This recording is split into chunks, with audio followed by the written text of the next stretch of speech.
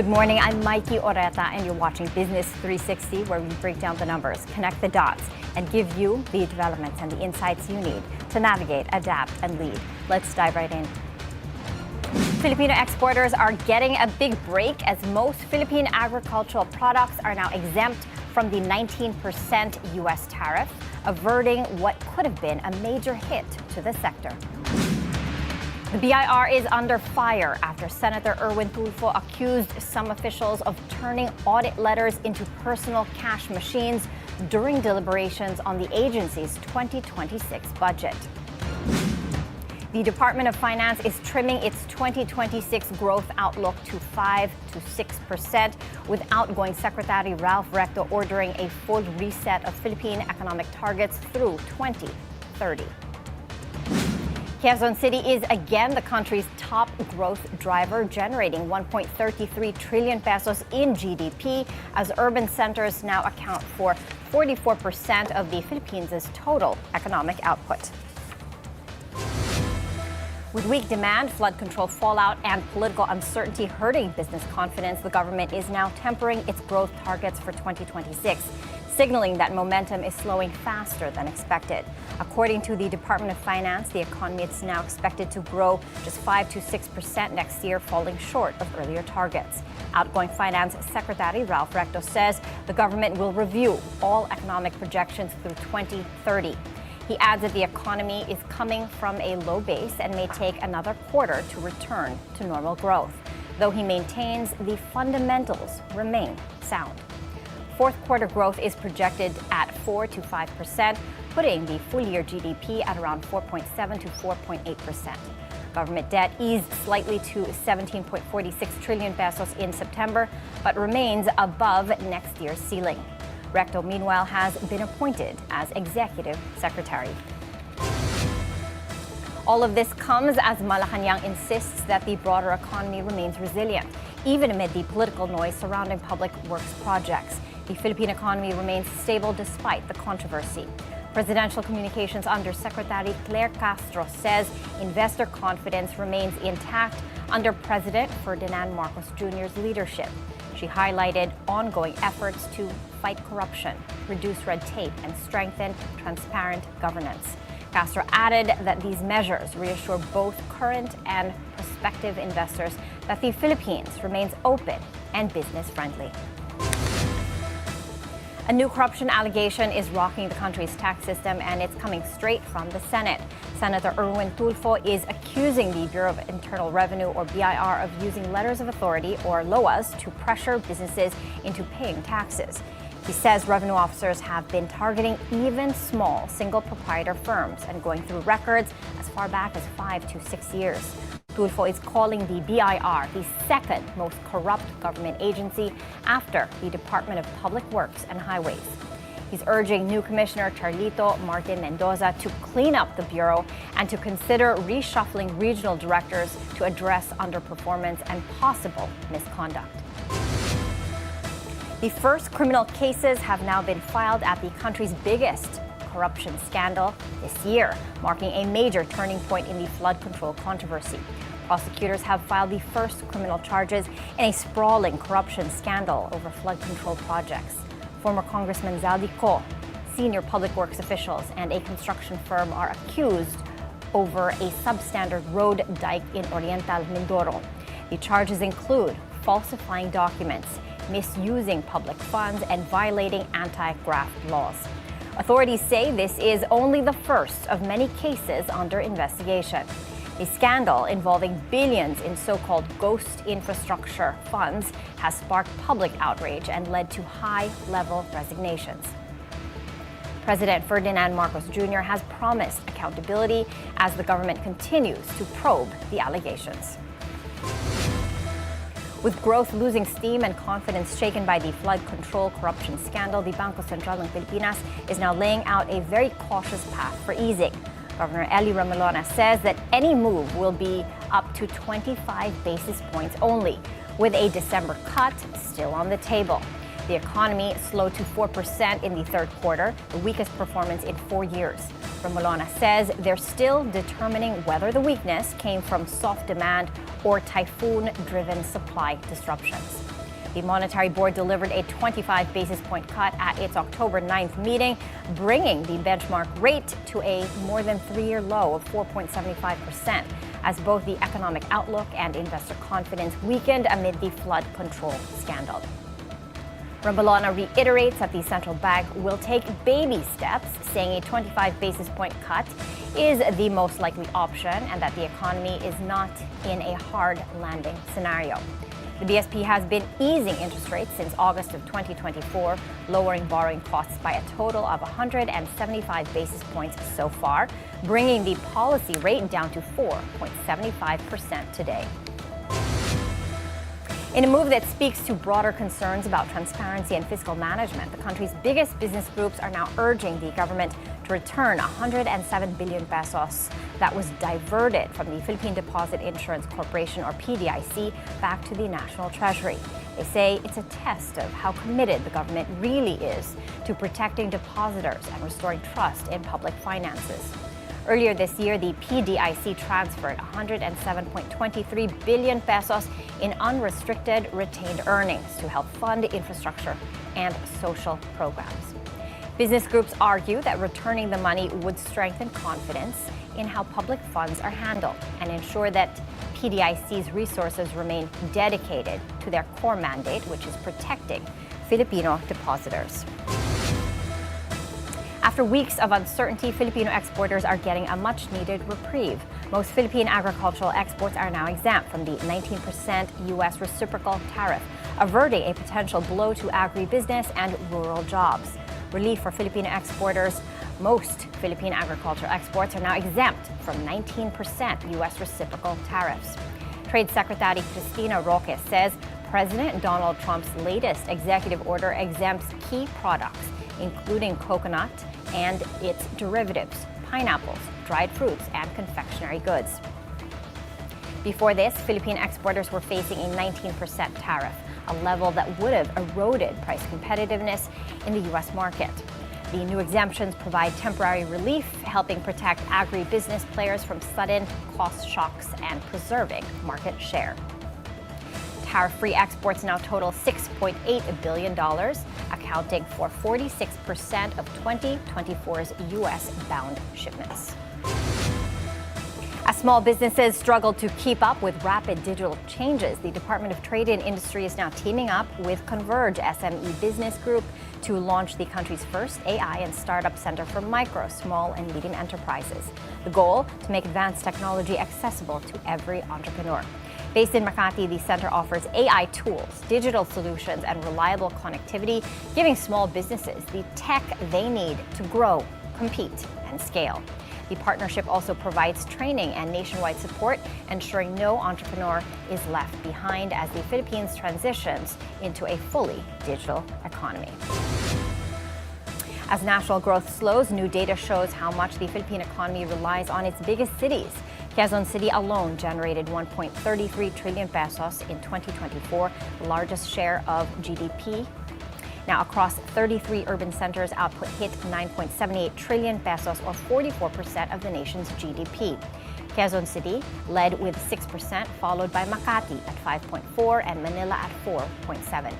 Growth is driven by converting industrial zones into business districts and high rises, creating jobs and attracting investment. The government targets 5.5 to 6.5% GDP growth, but third quarter growth slowed to 4%, showing how critical cities are to keeping the economy on track.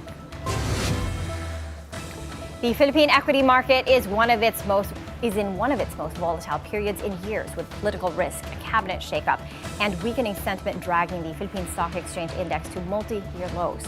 Foreign funds continue to sell, the peso is under pressure, and critical technical levels are being tested across the board.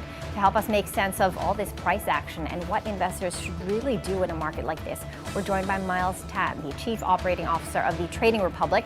He's also a certified technical analyst and a registered financial planner. Hi, Miles. Good to have you with us. Good to have you. Miles, we're seeing pressure across the board in stocks, in the peso, and in even credit spreads are widening. Just how much of this is a knee-jerk reaction to the headlines, and how much of it is written in the charts? It's both. So people are panic selling the index on reflex, and it shows on the charts. It's because most people focus on the I of the PSEI, the index, but foreign investors are looking at the P, the Philippines. As the PSEI is all going down. It's because of all these corruption allegations. Yeah. What's it going to take to turn that tide, Miles?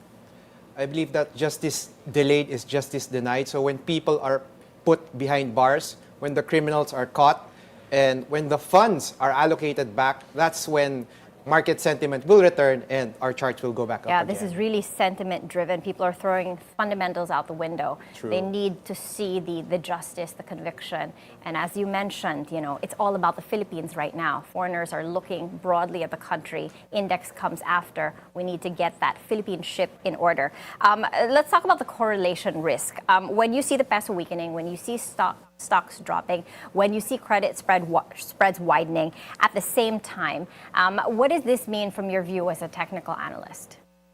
It means that the indicators are low, and it could go lower, but there is a buying opportunity here. We just need to look for the outliers in the market. We need to look for the buried treasure in the sand and find the opportunities for good stocks and make our returns. For long-term investors looking at the charts, are we close to bottoming out? What does it look like from your view? We're very close to the bottom. We could still go lower, but it's near the bottom. Okay, speaking of that bottom, let's do a bear market risk assessment. A bear market is a sustained 20% drop. Right now, we're down about 12% year to date. How do you look? Are you looking at it as near, or are we near? Or are we far from this bear market territory? We're not yet there. We're near the bear market, but if you're an aggressive trader, you can start buying some stocks slowly. Yeah, that would be at 52.50, right? That would You're be right. at around 52.50. 52.50. Okay, all right. What are lessons for investors in this kind of environment? How do they navigate this level of uncertainty, this level of political noise? People don't know what to do. What are you telling your clients? I'm telling my clients to study the charts and study trading. Don't panic and always have a plan, because if you fail to plan, then you plan to fail. If you don't have a trading plan, then you will lose money no matter what you buy in the stock market. Yeah. Okay. Give us a technical picture of the PSE index right now. Technically speaking, how damaged is the market at this junction? The market is very damaged because all the headlines of the Philippines are very bad right now. And when foreign investors look at our headlines, they see corruption allegations, they see earthquakes, they see floods, and it's just washing away their gains. Why would they invest in the Philippines if all they see is negative news? So we're near the bottom, but we're not there yet. And I believe that there is a buying opportunity. Yeah, all they do is take one look at the peso. We're at historic lows, and then they just go the other way. They don't even look at the index anymore. Okay, when the peso is at historic lows, would you say the peso is an early warning sign of more downside risk for equities? Yes, because everything could go lower. We don't know how, but we don't know where, but it could go lower. So my advice is to start buying and laddering in slowly. Yeah, when volumes are thinning and foreign funds are selling, how does this combination increase the trading risk right now? It increases the risk because people are throwing fundamentals out the window. They don't care about company earnings, and they only care about what happens to the country. They only care if criminals are going to jail. Are they getting locked up behind bars? Are their funds going to be returned? Will they be allocated to the right projects? That's what investors care about more. And until that clears up, they don't want to touch our market. Yeah, very much sentiment driven. We're at 57.75 right now. What support levels matter the most at this point? Is 5,500 still holding, or are we looking at what's the next stop on the chart? So we just bounced off 5,500, and we could go lower actually to 53, 250 if there are more bad news coming out of the Philippines. So it's a wait and see approach. But overall, I expect a bounce, and I expect us to go back up to 6-7 next year. Next year, okay, that's something to look forward to. Taking a look at the momentum indicators, the RSI, the MACD, what are they telling you? They're telling me that they're at a low, they're near all-time lows, and it's a buying opportunity. So don't fear. You should actually buy the fear and sell the greed. So we should pick the right stocks, pick the outliers that are performing well in this market. Okay. And ride them. All right. Let's talk about that. You are, you've got a nice view for 2026. What are the stocks with a strong momentum coming into the new year? The stocks that I'm seeing with strong momentum are actually Meralco and ICTSI. All right. Okay, so that's what we should buy, Meralco and ICTSI. Another thing I wanted to ask you about, Golden MV's crash, down 76% when trading resumed. It was one of the biggest valuation outliers after that 6-month suspension, wiped out over 16 billion in paper wealth. What lessons can we learn from this, Miles? There are many lessons here, and one of them is don't fall in love with just one stock. So just do your due diligence, and when it's time to sell, always execute your trading plan. Okay. All right. And last word of advice for in the investing community, for retail and institutional investors in this market. Don't be greedy and always have a plan to trade, because you will lose money no matter what if you're too greedy. Yeah. And a quick outlook. How are things shaping up for 2026? We just got word that GDP growth targets for 2026 have been revised, are being revised lower. How does this change things for your outlook? My outlook is still bullish. We should always be bullish in the market, because it's not timing the market that makes you money. It's time in the market that makes you money. Time in the market, and we're on sale now. Miles, thank you so much for your time this morning. Welcome. We're taking a quick break. Please stay with us as we dive deep into the numbers and the narratives that matter most to your bottom line.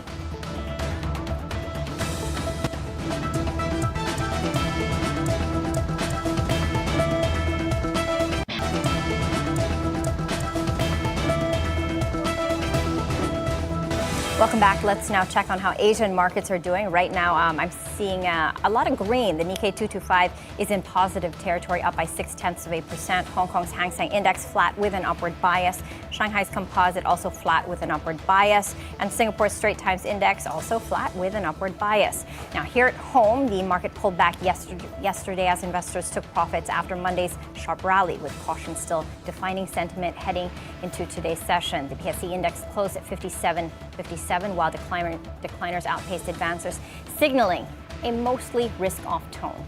Value turnover came in at 6.7 billion pesos.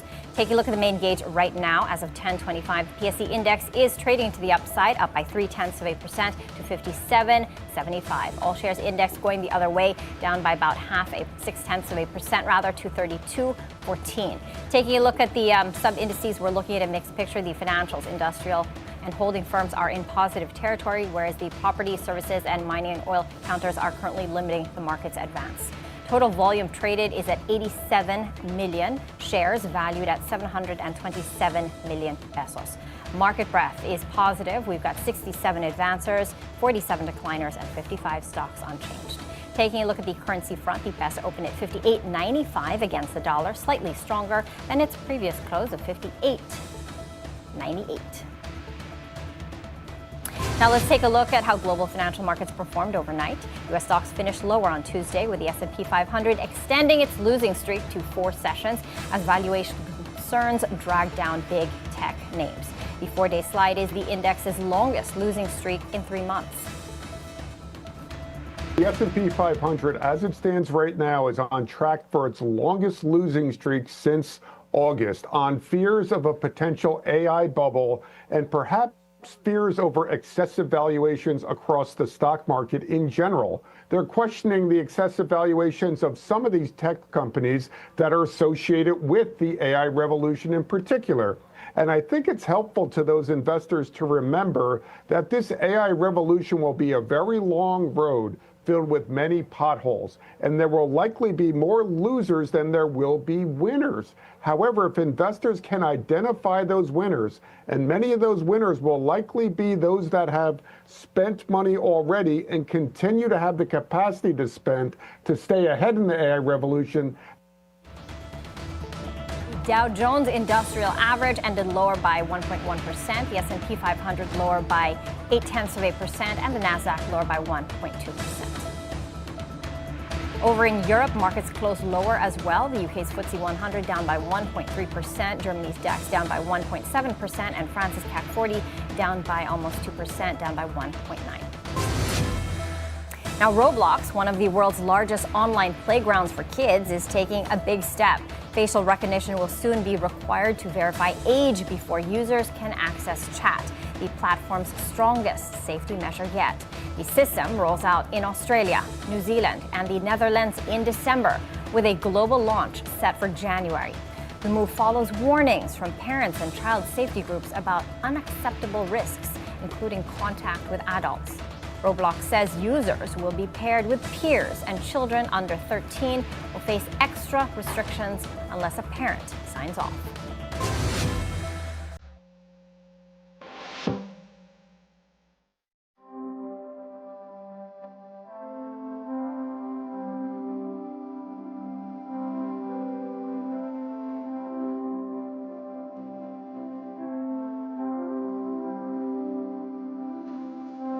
And that's it for Business 360. I'm Maiki Oreta. Thank you for joining us, and keep it here on BNC, the Bilyonaryo News Channel.